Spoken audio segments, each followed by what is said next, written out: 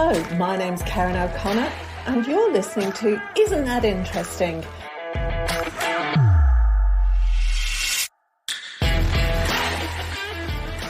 Hello and welcome. Today I'm here with Amy Anthony. Welcome, Amy. Hello, Karen. Thanks for having me. You are so welcome. You're a certified aromatherapist. I'm just going to look here. And an aromatic gardener, an aromatherapy educator, herbalist gardener, certified master composter. I was going to say composer then. I've got music on the brain. And an artisanal distiller. That's a lot of stuff that I do not know what it means. So talk to me about what it is you do. What is it? I mean, aromatherapy, I kind of know, but I don't know the rest of it. I love it because I'm still trying to figure all this out. But, the long and short of it is, and this is actually a message that I had to realize over my years of studying aromatherapy since 2012. And then I became serious in 2015. And that was when I became certified, my level 1. Like, I grew up in the garden. I grew up in not the suburbs, like by farmland, by wetlands. And my mom is into plants. My grandmother on her side is into plants. And I needed nature. And I moved to New York City because at that time it was so important to me when I was going to college.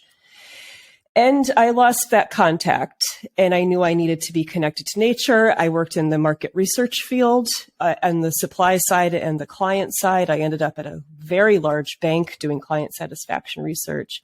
Great stuff. I still love that, but I was empty. I was always trying to find an outlet. And the essential oils found me. And it's a way to connect with nature when you can't. That's my message about aromatherapy. And once I was in, I was hooked. I'm very process oriented. So I'm a distiller. I have 2 copper stills. I have a home in Long Island as well, on Long Island. And I'm like, you read about distilling essential oils. That's how they're obtained. But I'm like, well, how do you do that? What's that about? And I'm a gardener. And it all just comes together. So I'm just nosy.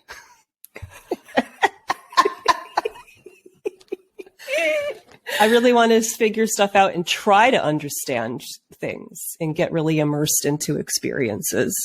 So why is it that, because I know myself, before I started today, I have a room spray that's a surrender, it's got patchouli. I can't remember what else. I just know the patchouli smell, probably lemongrass and a couple of other things.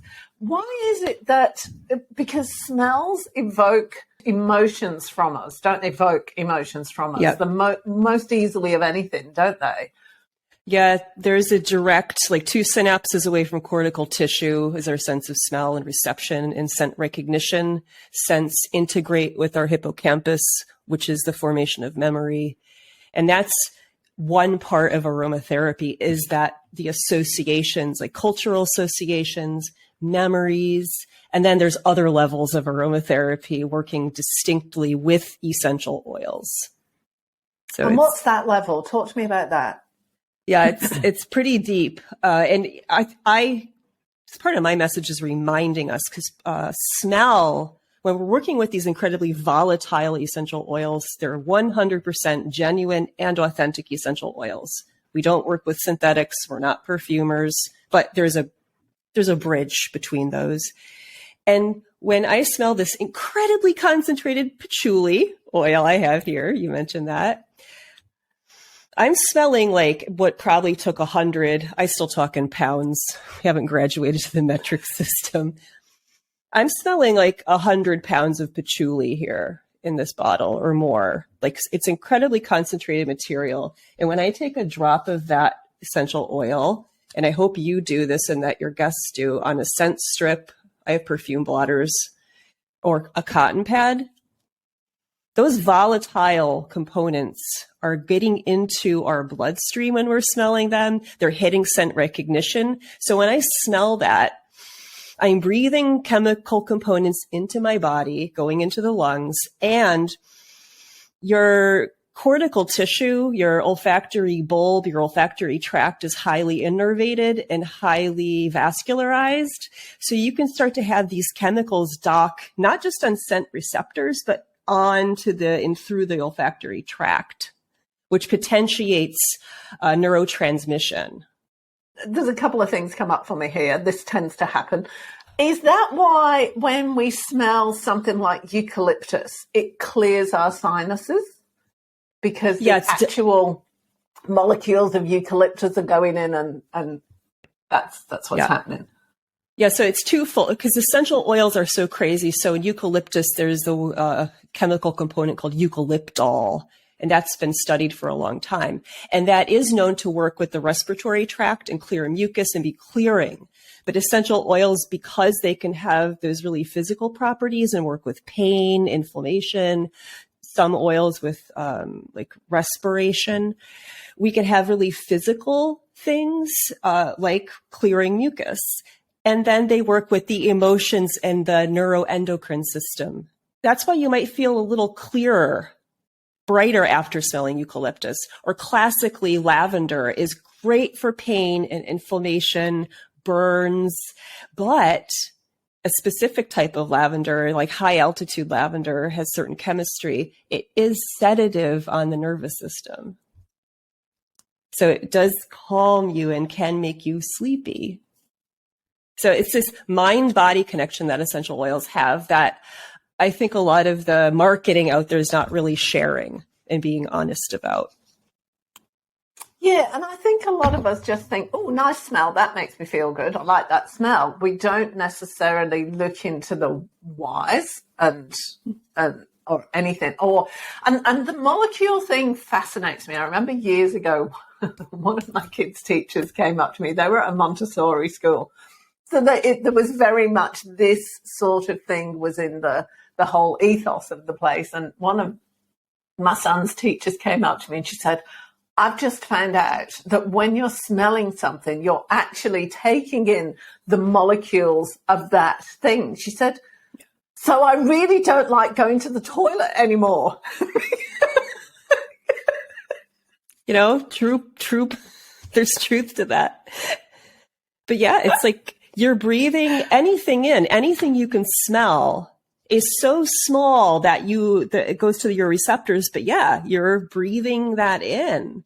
And I say it becomes you, but it doesn't in a sense because you have to metabolize it and excrete it. Your liver has to process it. It goes through your kidneys and stuff like that. So I'm glad that that teacher said that because you're like, yeah, good point. Well, it also makes a lot of other things fall into place. Like if you're in a highly polluted area, if you're in a lot of smog, why it impacts us so badly? Because we just think, well, we're breathing in that dirt. We don't think that it's actually going into us through the membranes of the nasal passages. Yeah, there and here.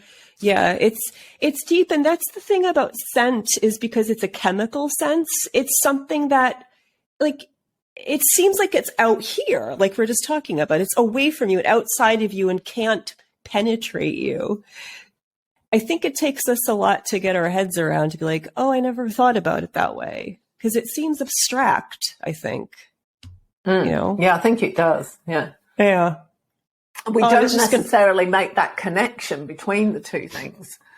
Yeah.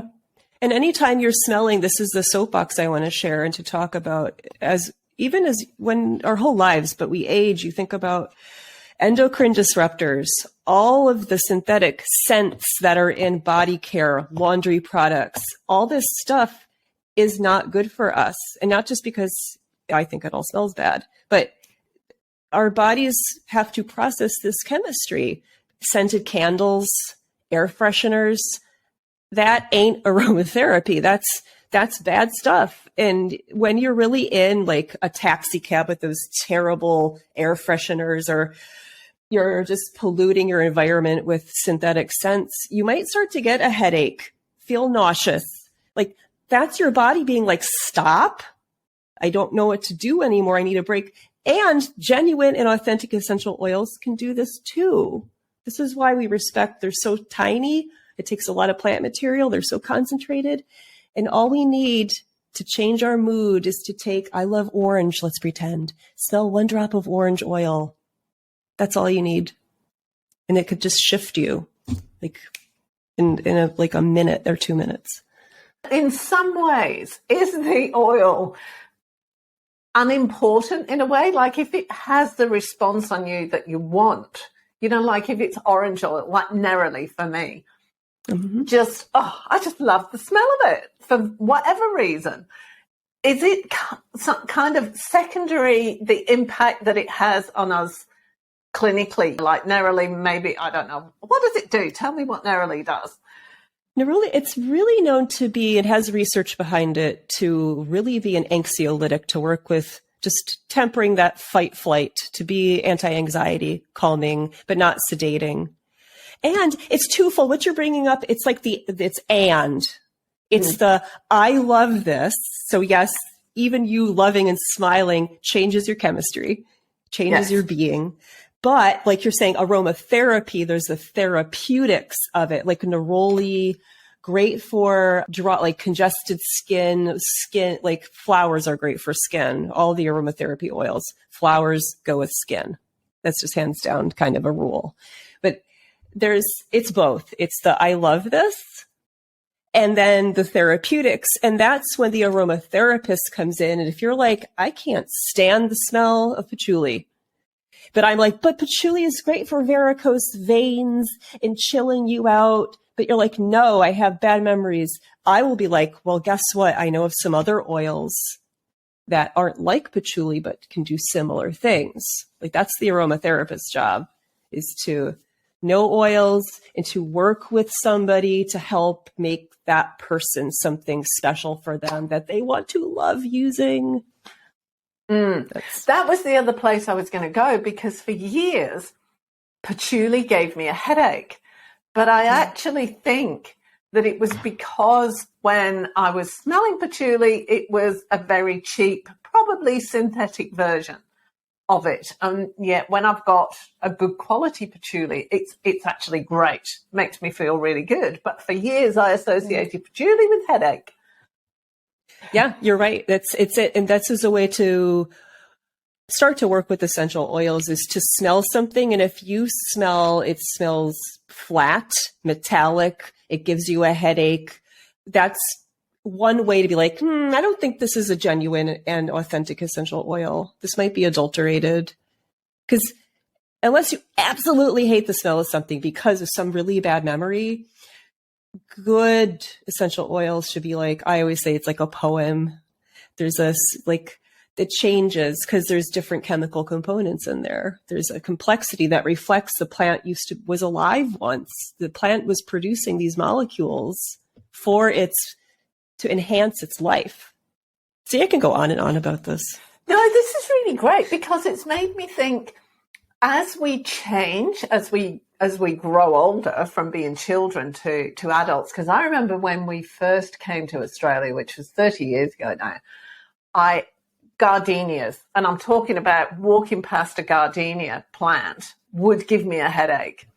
And now I love the smell of gardenias, but back then I couldn't. So it's like, okay, what's changed? And maybe some of the patchouli when I was younger was good quality, but I didn't like it. It didn't click with me at all. I don't know. And those lilies that really smell, the big white lilies, well, the big lilies we get over here, I can't remember. They smell quite strongly. I know my mother-in-law just hated the smell of them. I only found out when I bought her a big bunch when she was sick. Whoops, sorry, Mom. But you're bringing up something interesting, that because when something's new, you're like, it's different.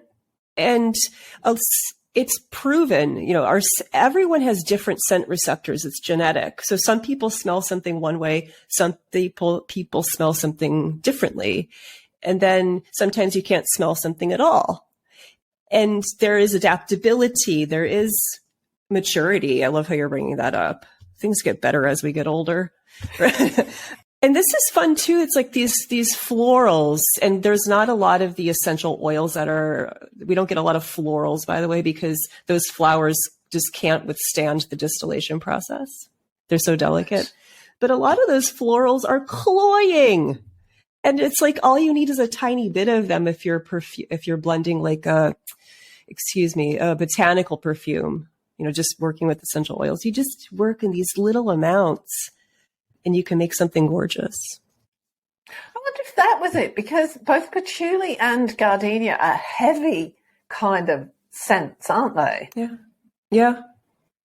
And again, they're so concentrated too. So as an aromatherapist, one thing and you probably see this and your listeners see this, thanks to social media and the global universe we live in, there's a lot of crap out there, but there's a lot of focus on safety. How do you safely apply essential oils?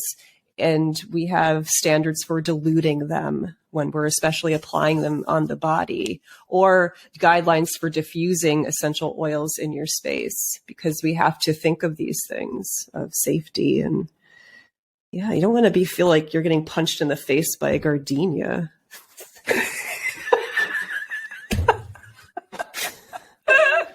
So talk to me about the distilling process. What's that?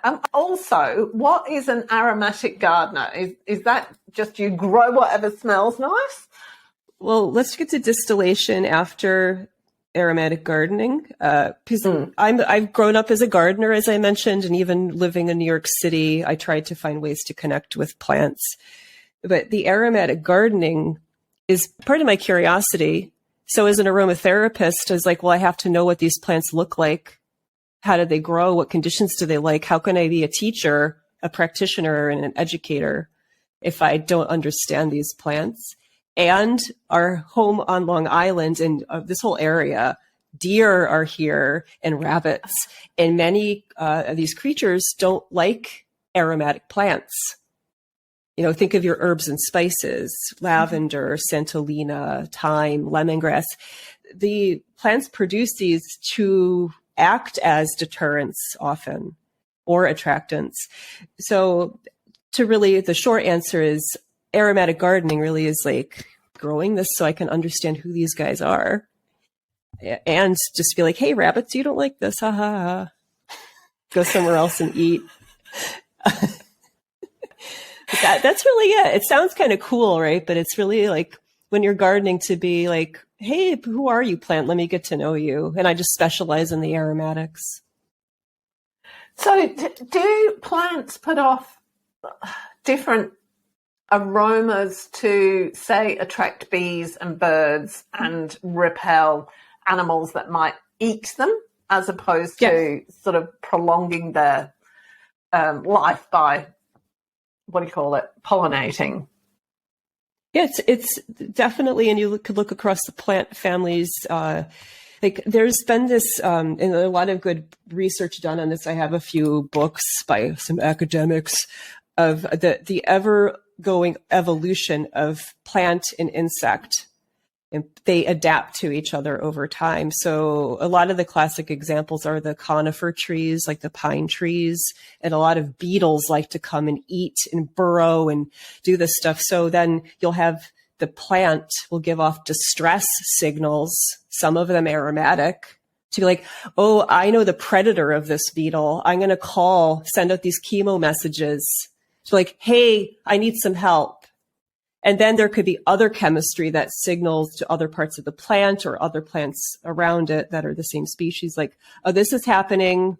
It's time to start doing this, like pump up this chemical. So it's this dialogue. It's a way of communication between I did not plants. know that. Yeah, between insects. Yeah, it's deep. There's a lot of cool research out there. Wow, it's fun. That is incredible, because that kind of intimates an ongoing conversation that most of us have no clue about. Yeah, we're not there. We're not in we're in this different wavelengths of the plants and the insects, right? Yeah. I love it. I know. So how long has this research been going on into this kind of thing? That's a good question. So I'm just going to look at one of my bookshelves here, like plant behavior and intelligence. This stuff is probably in the 1990s into the 2000s. I have one here, 2014. But I think a lot of stuff is really, when you said like years ago, I don't think people considered saying plants have intelligence. And I think a lot of stuff started in the 70s. There's one book that got a lot of hype then was debunked, but I think it crept into the 1970s. And now with research, I think a professor in the Pacific Northwest, she was really integral in showing how there's the mycorrhizal, am I saying that right? The roots of trees talk to each other. She was doing research probably 20 years ago. So I have this one here too, Plants in the Human Brain. This is the one I love, David O. Kennedy. This is like academic stuff. I don't recommend this for beachside. Read it. It's like for me, it's like 3 pages at a time. I just went, 2014. There's 2 books here, 2014. Wow. So, yeah. So it's still fairly new, isn't it? We still don't really have a depth of experience in that field. No, and you know what's exciting, and then what's kind of a bummer? First, the exciting part is the big hype about cannabinoids and terpenes. And guess what? Essential oils are made up of terpenes. Essential oils contain many components that the aromatic hemp does in pot. So there's a lot of research being put into marijuana. You know, lots of dollars can be spent there because people can make money. And back in the day, people in our countries, they didn't want to spend money on plants. That you can't patent a plant thing, right? It's free. It's this free stuff, so you can't do that. And a lot of the countries that were doing great research and still are like Italy, India, Japan was doing a lot of research. There's a lot of countries that were doing research because like in India, I mean, they're still looking at Ayurvedic medicine and plant medicine, you know, so they wanted to fund that. But like in the United States and probably Australia, they're like, well, I'm an entrepreneur. I want to patent that and make money. So cynical. While we're on cynicism, the big essential oil companies, the MLM, how their claims about, you know, they're the purest oils in the world and blah, blah, blah, without digging a hole for yourself, talk to me about that. I think, and I will never bash anybody because I try to stay really independent. I don't advocate brands or anything.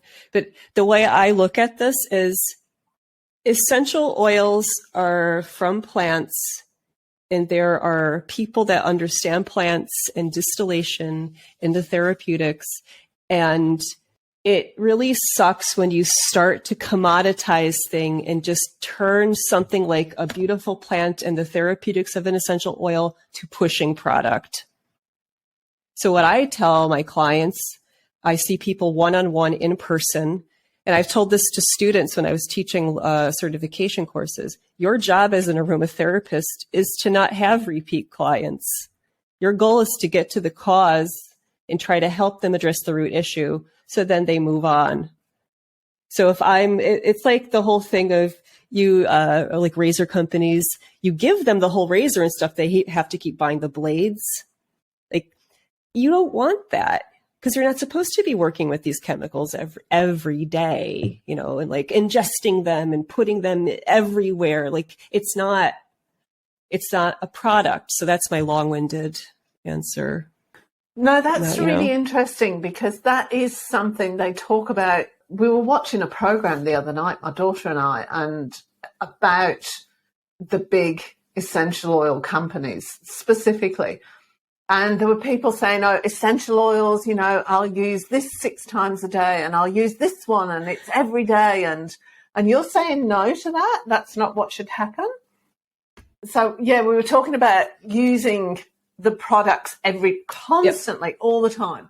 So, and that's what they promote, those companies, isn't it? Like, use the products, use this, use that, buy a pack of 12 essential oils as a starter pack and you need to use them every day. And, oh my gosh, these essential oils make me feel so good. And talk to me about that kind of thing. That's not how they should be used. No, I mean, hands down, no. And I'm pausing because it goes back to the oils are a way to connect with nature. And when you look at it's not always just good to ingest stuff, right? Like one great ways to holistically help ourselves is to take a walk outside and get fresh air, right? Like there's so many ways to help ourselves and eat good food and have a really nice cup of herbal tea and drink a really nice, refreshing glass of water. That is lovely. And then we can turn to the oils when we have a special need. Say you're in this transition of crisis, you're like, I can't sleep, I'm feeling a little depressive, not clinically diagnosed as depressed. I'd want you to go to see a specialist for that. But essential oils are for moments in time and transitions, and there are these agents to help bring shifts to a place of, ideally, you'll say equanimity. Like I just had a client last week working with menopause and hot flashes.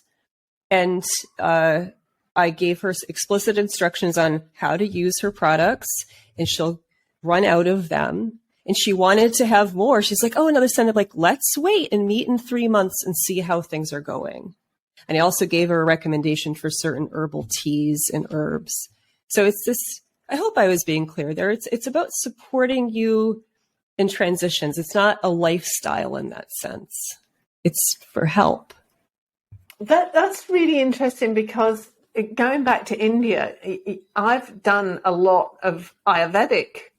I've worked with Ayurvedic practitioners, and I know they say the same thing. Here's some herbs, take them for 2 weeks or 3 weeks, and then come back to me in 2 months, because you've got to allow the body to adjust. And all it does is it kickstarts a certain process in the body, and then you let your body take over. Yep. That's it. I have to quote my herbalist teacher. His name is Jim McDonald, based in Michigan here in the United States. And his teachers would say, herbs help the body do stuff. And I love that. Because it's like, oh, what's the scientific process? We still don't know a lot of this stuff, but people have known for hundreds, if not thousands of years, that certain herbs have an affinity for the respiratory tract. Like OSHA root here in the United States from the Rocky Mountains is really great for deep, deep, deep, bad congested lungs, and it's over-harvested. Like you just know these things, and you pass it down over generations. You don't want to take OSHA root every day. Isn't it interesting? Because it's like we want a quick fix panacea. We don't actually believe our bodies, and I am extrapolating here, we don't actually believe our bodies can do anything, that they, if there's something wrong, we need to take something to fix it, and we possibly need to take it permanently so that it doesn't come back again. Yeah. I mean, and this is the thing, is aromatherapy and herbalism work very nicely together, but a lot of the herbs, people work with herbalists to help. You can get to that critical point of, yes, you hit the point of no return and you have permanent kidney damage, or you can't reverse diabetes. But if you catch it and you work with herbs and lifestyle changes, you can say, hey, I'm off that edge. I'm going back to not needing to be on permanent medication. Yeah, your body, you could give the herbs, the plants give the gentle nudges. It's such soft language, but we have to talk that way. But it's also like, it's also about not letting things go too far, isn't it? And being aware of our bodies. And I don't think a lot of us are necessarily aware of of the signals that our bodies are giving us. Yeah. We have to pay attention and be taught how to pay attention by our elders, I think. You're right.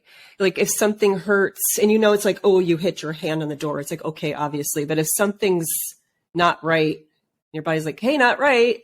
Like, I'm laughing because all the antacid commercials, I think this kind of went away, but it's like, go ahead and eat all the fried fat food you want. Just keep popping these things. Your antacid's like, well, no.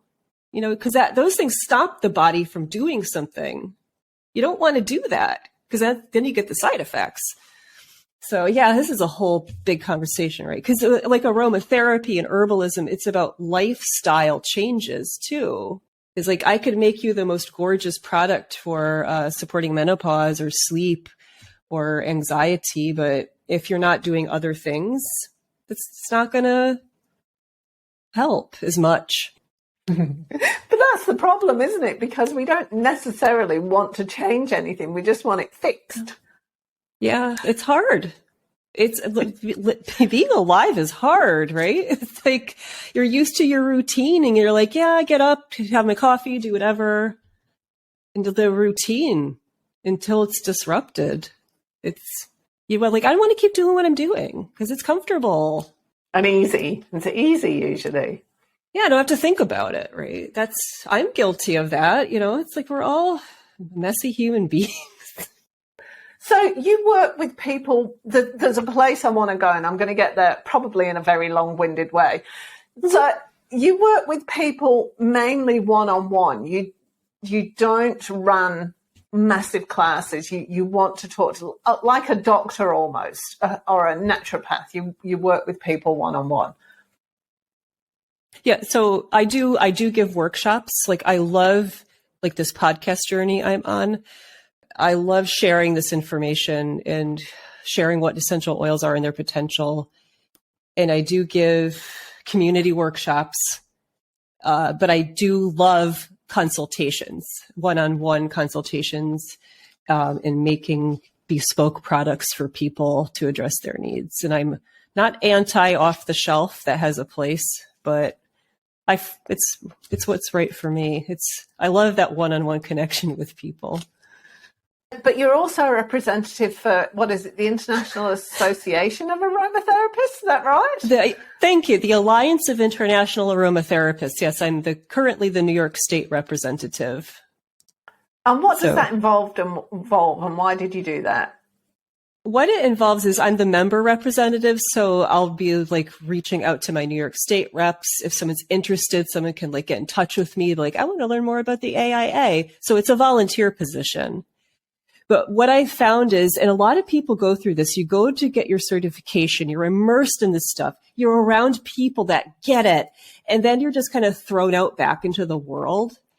And I miss my community. I want to be around other aromatherapists to feel connected to like the Alliance of International Aromatherapists, and there's other global organizations. They provide standards for ethics, for education. So you can open an aromatherapy school, but it's better if you're approved by someone like the AIA, or we also have NAHA here, the National Association for Holistic Aromatherapy. And there's other bodies. It's a professional like group of friends, and there's continuing education opportunities, and it just helps you feel connected. And it's my way to be like, hey, I'm a representative. If you have questions and want to seek out a local aromatherapist, someone near you, so you can go smell the oils with them, have a consultation, you can find someone by you. And to me, that's important. So I'm here to advocate I'm not making money doing this podcasting stuff, by the way. I'm like this voice for aromatherapy. And I want your listeners to be like, hey, let me find someone that's in my geography. That's actually, you've hit on something that's really important to me, because I get asked so many times, so how much money do you make from podcasting? And it's like, I chose, and I keep choosing not to make any money from it, because I don't want my podcast to be an advert for something. If somebody's on there, it's about giving, I suppose. And it's the same kind of thing that you're talking about there. This is about supporting people and giving people an opportunity to find out about something more easily. Yeah. And it's love. And I get to meet awesome people like you. I get to share, again, the word of aromatherapy, because a lot of people go into stores. You could go into a drugstore and see a bottle of essential oil now. That didn't even exist really 10 years ago, I think. And people don't know what the heck to do with these things. No. So as professionals, we need to be there to have our organizations or professionals be like, here's the guidelines. And if you want to go deeper, yes, find an aromatherapist to work with. You know, I advocate for my profession and getting paid, but there's really top level stuff out there that we need to share with people that aren't like me, that breathe, like are in the weeds every day. You were saying earlier about you had a client last week who came in with issues from menopause and issues about sleep as well, because, you know, apart from the hot flashes, I think sleep is or lack of sleep or sleep disturbances is the biggest problem for women going through menopause. What difference can aromatherapy make? What oils and thing, because I know lavender can help you sleep and blah blah blah, but yeah. So there's a greatest hits selection of plants we can go to. But that's what I call them. It's just my way of speaking. But, you know, this individual, because there's a spillover when you can't sleep, you're having a crappy day, and that crappy day makes you have a worse night. But like hands down, it doesn't work for everybody.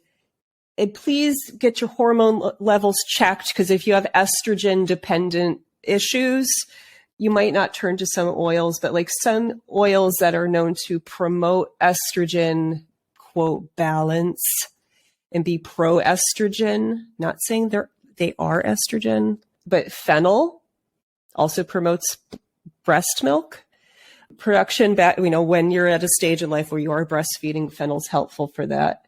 I'm trying to think. Peppermint's known to dry up breast milk, but clary sage is a woman's friend, pro-estrogen, I'll say. I need to use different language. I can't sound medical, but I hope I'm coming across. It can help balance the hormones. Geranium is nice overall as a balancer of mood, and even it's nice on skin. You can also, start to get drier as we age, men and women. Rose is moistening. Like constitutionally, rose water is very nice. Let me just think. Vitex. It's also called chasteberry, is known to be progesterone helpful. So one thing I do, I've had great success from a one-on-one basis. I distill for hydrosols, so floral, the water part you get from distillation. I've done a 50-50 hydrosol mix of clary sage and vitex berry from my garden. And it helps women with hot flashes, because we always have to look at estrogen and progesterone. And Vitex is shown in a lot of herbals, a lot of wisdom out there about working with Vitex for progesterone balancing or helping. Who else? I don't have all my oils here. I have them at a different location. I was just giving some key ones there, like the clary sage, fennel. One I need to look into more, cypress, Cupressa sempervirens, the beloved cypress, Van Gogh and his paintings. There's some evidence in some aromatherapy books that cypress is helpful to the ovaries, but that's an interesting one. I would like to see more research on, because I've only seen it in a couple books. But who does the research? A lot of really cool people. Well, I did mention, so if you go to like PubMed and stuff, you'll find scholarly research. Earlier, I mentioned countries like India is doing the research. They're doing the academic stuff. Egypt, that whole part of the world, Latin America, there's scholars doing this research. And then you'll have some aromatherapists that go in and might get involved in that research, or they'll find it and what's the word? File it together and put it together. Compile it. But thank you. I've had a crazy day, or like cake, timing's off. Must bake a cake. Compiling research and coming up with some good reference books. But I think I shared some good oils there as a starter for people to look for. And do you apply those to the skin? Do you inhale them? Should you actually ingest essential oils? So I'm a fan for inhalation. So the client that I made stuff for, because this is just fresh on the top of mind, I made an aromatic spritzer with the base of my hydrosols and essential oils in at, I think I did a 2% dilution. So of that volume, 2% of that's essential oil. That's all you need. And I made her a face oil because we talked about she really wanted a face oil. So I think I did that at 1.5%. So I did topical, but also I told her spray her hair so it gets to be inhalation. And she likes to put oil in her hair, like to help with split ends and stuff. So it's both topical and inhalation. And I can't stress how inhalation is so powerful. I have to share, I have something on my website I want you to be aware of, like how do you smell an oil? And I have an exercise.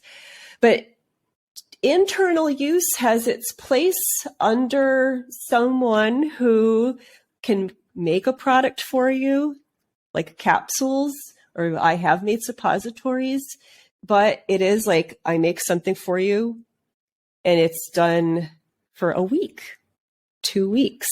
You know, it's very interesting. It must be diluted. It must be portioned properly. It's not daily use for whatever. Go and eat real food. Don't take lemon oil every day. There's no benefit to that. You can actually hurt your mucosa because it's so concentrated, you know. But internal use has its place. It depends on what country and jurisdiction and like legally what you can do. Here in the US, we really can't talk about internal use and it's really frowned upon. So you really have to be schooled, and ideally you're a medical professional or you're a herbalist. So it's dicey. Yeah. I was going to ask you something and I've completely forgotten. So you keep talking while I see if I remember what it is. Well, I think you did ask me about distillation before, but I wrote it down. That's why I remember. But I just feel like with the way I'm speaking about this, like, I just have to say, as a representative for the Alliance of International Aromatherapists, we do not advocate for internal use. But knowingly, as a practitioner and with myself on very rare occasions, I have made myself pessaries. I was working with, I'll be really honest, I had a hysterectomy just a few weeks ago. And I had a very, very problematic fibroid. And I was working with myself for a small amount of time. I made myself pessaries. By the way, I found, because essential oils work on our mood as well, on our neurotransmitters, the stuff I had in there, I had geranium, pelargonium graveolens, is balancing to mood. I found myself it's always after about 3 days, I found myself like, oh yeah, I feel this is okay. And I'm sharing that because I'm really honest and share too much information, but geranium could have that effect. You could put it in a roller ball, apply once a day or twice a day, or you can smell it once or twice a day for like 2 minutes, 3 minutes. And if you do that daily for like 2 to 3 days, you might find you're like, oh, the edge is off. And that's what essential oils do. They take the edge off of things. They kind of try to bring you back to that. I don't like the word homeostasis or allostasis. I want to bring you back to where you are just like, yeah, I'm me. This is good. Yeah, I'm not sure a lot of us want to be me. You know. Feeling your best self. Living in New York City can be very irritating. Like if you let things get to you, they will. And when I am working with myself, like blends that I'll apply daily, I'll notice that I'm not as reactive.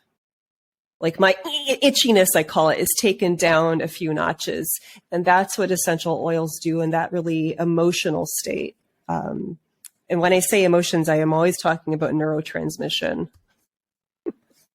Like this it's not just like, oh, I feel happy. You know, it's like there's that other level. But it's great. But so I recommend geranium's not for everybody, but it can be really helpful if you find it in an off-the-shelf aromatherapy product. It's interesting for that modulation, that balance. I think I'm going to go out and get some geranium today. So I'm going to wrap up in a few minutes. How can people get in touch with you? Do you do, by the way, do you do like online calls? Do you do Skype calls or video calls, consultations, or do you prefer to see people in person? Thanks for asking that. After doing Skype and video, it's not in my heart because I really want the person to be with me, to smell the oils, to see if they can't stand it. They need to be there with the products. Excuse me, I said that. That's terrible. With the oils, and I'll have examples of things I can make. You know, they have to be there. I have done remote educational consultations, which I'm a fan of because you could have someone get some of their own oils and things like that. But like you can find me at my website at nycaromatica.com. And you'll see me. I have my plant talk series where I'm at my house with my plants. I'll talk about the plant, the essential oil, what it likes. I have free classes that I keep adding to, like free how to diffuse essential oils class with some guidelines, free intro to aromatherapy. You just have to sign up and you'll get access. So I'm a proponent of just sharing my passion because I love teaching. And I have a podcast, Essential Aromatica, where I'll have like every other episode is me connecting and trying to make aromatherapy accessible and talk about cooking. And I just started my Luna Aroma series again, where I have a meditation written that's paired with an oil called Luna Aroma. And I'm putting it out each new moon, around the new moon. So it's a way to connect with the oils. So I think you get my vibe. Like, I love the consultations, but that's for your local aromatherapist, you know, unless you're like, Amy, you're awesome. Can we do a video class, you know, like a 101? But I really love it if geek out with me to learn about plants, but I'd love it if you found a local aromatherapist. And there's a lot of good ones in Australia. Cool. I'll have to get in touch with you about that as well, I think. Yeah, for sure. So is there anything else you want to convey? Is there anything we haven't covered? I can't remember what you said. Let me just check. No, it's a lot. I think we did. Life's overall challenges and key essential oils. I think we pretty much covered it, didn't we? I just love these conversations. So thanks for having me, because it's really important to be honest about this stuff.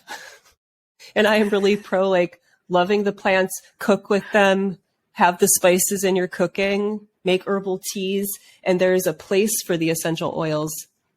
And we only need to work with tiny amounts of them, because otherwise they could be stupefying and really irritating or overwhelming, honestly.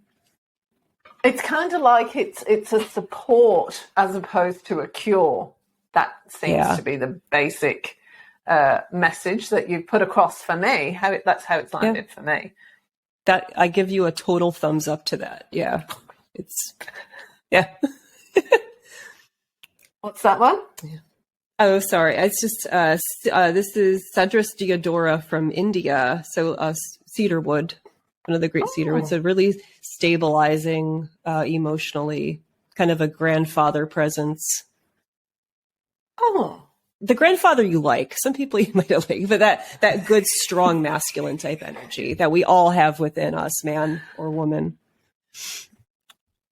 Fantastic. Thank you so much for being on. Thanks for having me, Karen. This is really nice. I've had the best time, and you'll have to send me a photo of that cake, because you can't send me any. Will. Thanks, Amy. Thank you very much. If you enjoyed this episode, be sure to subscribe and don't forget to rate and review this podcast and share it with your friends. Thanks so much for listening, and I hope you're leaving with some thought-provoking information that can make a difference in your life. See you next time.